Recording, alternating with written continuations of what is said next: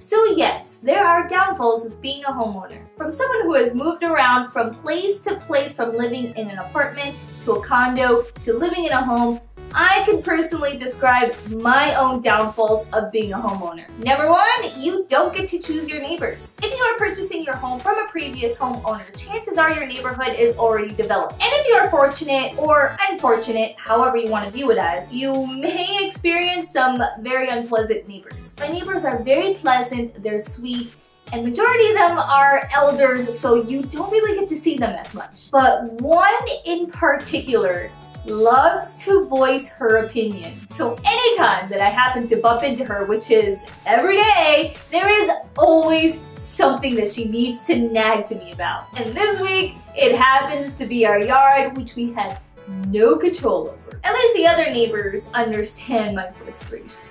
Number two, add-on expenses. If you were like us and misunderstood the contract agreement, you would most likely have to pay out of pocket for a ton of expenses in order to keep your house looking proper. Some of these things can get crazy expensive, but are unfortunately necessary. When we purchased this home, we assumed that a fence was going to be included by the way that they worded it to us. After the deal was done, we quickly realized that that was definitely not part of the contract. So we had to end up pretty much having to pay for our own fence, which is not cheap, by the way. And not only a fence, but we also have to add grass in order to please a homeowners association. And after several quotes, the cheapest that we could find is $8,000. Who has that kind of money after you purchase a home? Number three, homeowners association. Depending on where you live and who you have to deal with, it could be very pleasant or it could be a total nightmare,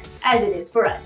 Since we moved in 4 months ago, the front of our home has not been touched, resulting for it to look like a jungle. Apparently, trying to get an answer from anybody is like pulling teeth, and getting them to do anything in a very timely manner is non-existent. They also have a ton of restrictions that you need to abide by. So if you want to get fancy with anything that has to do with the outside of your home, you better make sure you get approval first. Which is why fencing is so damn expensive, because you have to buy a very specific fence. And for us, unfortunately, it's one of the top 3 expensive ones that we can choose from. Number 4, maintenance. So we have a homeowner's warranty for a year. But after that year is over, if the furnace breaks, that's $2,000. If your roof goes bad, you're looking at $15,000 to replace. Got a flood?